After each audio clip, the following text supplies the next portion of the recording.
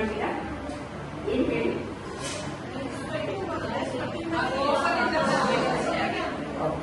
ಇದನ್ನ ವೈಜ್ಞಾನಿಕವಾಗಿ ಇವತ್ತಿಗೆ ಗೊತ್ತಾಗಿದೆ.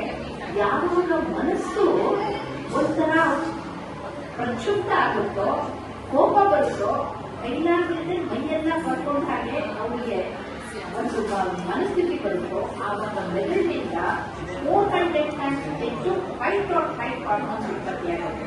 ಅದಕ್ಕೆ ನಾವು ಕೆಟಕೋಲಮಿನ್ ಕಾರ್ಟಿಸೋಲ್ ಅಂತೀವಿ. ಅದು ಉತ್ಪತ್ತಿಯಾದಾಗ ಬ್ಲಡ್ ಪ್ರೆಷರ್ ಹೆಚ್ಚಾಗುತ್ತೆ, ಹಾರ್ಟ್ ರೇಟ್ ಹೆಚ್ಚಾಗುತ್ತೆ, ಮೈ ಶಾಖ ಹೆಚ್ಚಾಗುತ್ತೆ. ಆ ಮೈ ಶಾಖ ಹೆಚ್ಚಾಗಿ ಬಿಪಿ ಮತ್ತೆ ಇದು ಜಾಸ್ತಿ ಆದಾಗ ಈ ಹೂಗಳು ಮಾಡ್ಕೊಂಡ್ಬಿಡುತ್ತೆ. ಆದರೆ ಯಾರ ಮನಸ್ಸು ಶಾಂತವಾಗಿ ಪ್ರಶಾಂತವಾಗಿ ಇರ್ತಾರ ಅವರು ಕೂಲ್ ಆಗಿರೋದ್ರಿಂದ ಅವರು ಮಾಡೋದಿಲ್ಲ. ಇದು ವೈಜ್ಞಾನಿಕವಾದಂತಹ ಒಂದು ವಿವರಣೆ. ಯಾವಾಗ ತನ್ನ ಗಂಡನ ಹೂ ಬಾಡ್ತಾ ಇರೋದನ್ನ ಕಾಣ್ತಾಳಲ್ಲ, ಅವಳಿಗೆ ಗಾಬರಿ ಆಗ್ಬಿಡುತ್ತೆ, ಏನಪ್ಪ ಏನ್ ಈ ತರ ಆಗಲಿ ಅಂತ. ಆಗ ಅವರೇನು ಯೋಚನೆ ಮಾಡ್ತಾಳೆ ಅಂದ್ರೆ, ಇವ್ರು ಒಂದು ಪ್ರಶ್ನೆ ಕೇಳ್ಬಿಟ್ರೆ 12 ವರ್ಷಕ್ಕೆ ಸನ್ಯಾಸಿಯಾದವರಿಗೆ ದಾಂಪತ್ಯ ಜೀವನದ್ದು ಗೃಹಸ್ಥಾಶ್ರಮದ್ದು ಏನು ಗೊತ್ತಿಲ್ಲ. ಹಾಗಾಗಿ ಕಾಮಸೂತ್ರದ ಬಗ್ಗೆ ಅವಳಿಗೆ ಪ್ರಶ್ನೆ ಕೇಳೋಣ ಅಂತ ಪ್ರಶ್ನೆ ಕೇಳ್ತಾರೆ.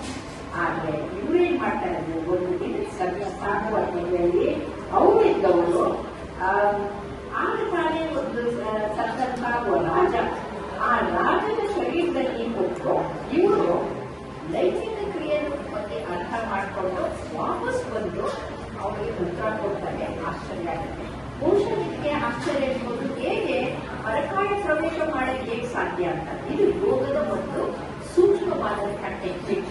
ಯಾರು ಯೋಗಿಗಳಾಗಿರ್ತಾರಲ್ಲ ಅವರಿಗೆ ಅದು ಸಾಧ್ಯ ಆಗುತ್ತೆ. ಅದನ್ನ ಅವರು ಕಳಿಸ್ಕೊಟ್ಟಿದ್ರು. ಇವತ್ತಿಗೆ ಗೊತ್ತಾಗಿದೆ, ಯಾರು ಯೋಗ ಧ್ಯಾನವನ್ನು ಮಾಡ್ತಾರಲ್ಲ ಅವರು ಅತ್ಯಂತ ಆರೋಗ್ಯವಂತರಾಗಿರ್ತಾರೆ, ಅವ್ರ ಮನಸ್ಸು ಕೂಡ ಬಹಳ ಚೆನ್ನಾಗಿರುತ್ತೆ ಅಂತ ಕೊನೆಗೆ ಅವರು ಹೇಳ್ತಾರೆ. ಹೀಗೆ ಗೆದ್ದು ಬಂದಂತಹ ಶಂಕರಾಚಾರ್ಯರು ಮಾಡಿದಂತಹ ಇದು ಅತ್ಯಂತ ಉತ್ತಮವಾದಂತಹ ವಿವೇಕ ಚೂಡಾಮಣಿ ಅಂತ.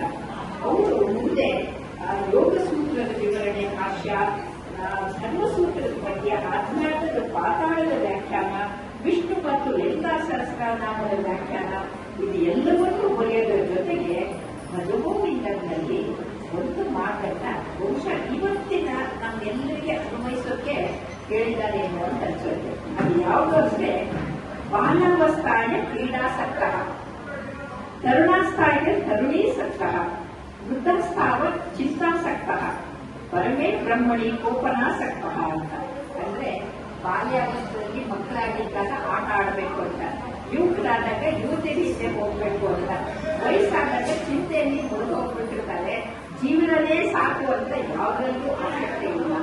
ಆದ್ರೆ ಅದನ್ನೆಲ್ಲವನ್ನ ಬಿಟ್ಟು ಯಾರು ಭಜಗೋವಿಂದ ಅಂತ ಮೂಢಮತೆ ಕೇಳ್ತಾರಲ್ಲ, ಇವತ್ತಿನ ಮೂಢಮತೆಗಳು ಏನ್ ಮಾಡ್ತಾರೆ, ಮೊಬೈಲ್ನಿಂದ ಹೋಗ್ತಾ ಇದ್ದಾರೆ. ಮಕ್ಕಳು ಮೊಬೈಲು, ಯುವಕರು ಮೊಬೈಲು, ಮುದುಕರು ಮೊಬೈಲು.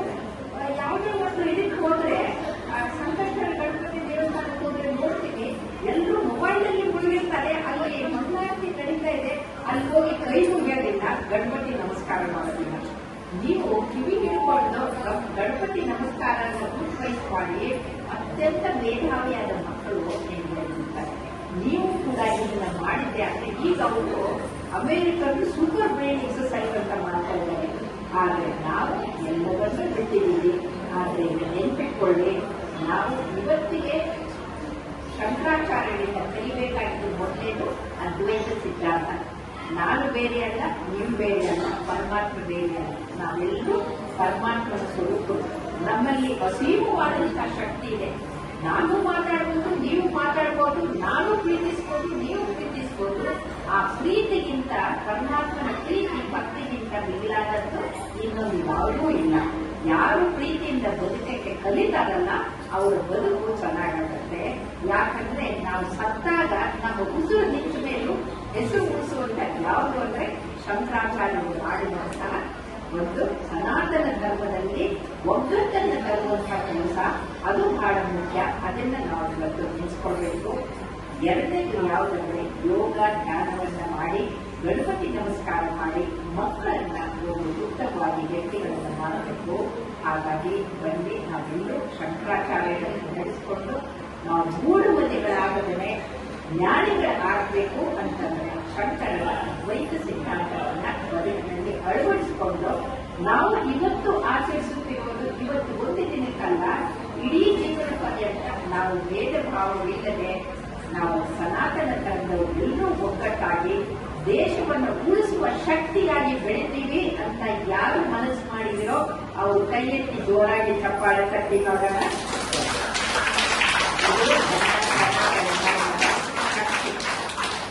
ಯಾರೇ ದುಷ್ಟರು ಎಷ್ಟೇ ನಮ್ಮ ಮೇಲೆ ದಾಳಿ ಮಾಡಿದ್ರು ಕೂಡ ಇವತ್ತಿನವರೆಗೂ ಸನಾತನ ಧರ್ಮ ಉಳಿದಿದ್ದಕ್ಕೆ ಕಾರಣ ಏನು ಅಂತಂದ್ರೆ ಶಂಕರಾಚಾರ್ಯರು ಅವತ್ತು ನಮಗೆ ತೋರಿಸಿಕೊಟ್ಟಂತ ದಾರಿ.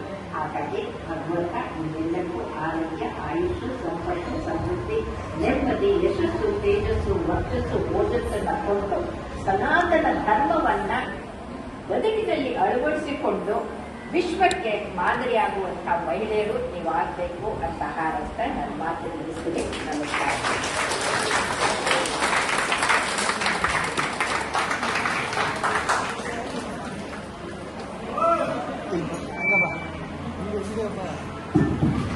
ನಾನು ಹೇಳಿದ್ನಲ್ಲ, ನಿಜ ಅದು ಅವ್ರ ಬಾಯಿ ಬಿಟ್ರೇನೆ ಅಮೃತ ಸುದ್ದಂಗೆ ಅಂತ. ಎಷ್ಟು ವಿಷಯಗಳನ್ನ ತಿಳ್ಕೊಂಡ್ವಿ ನಾವೆಲ್ಲ.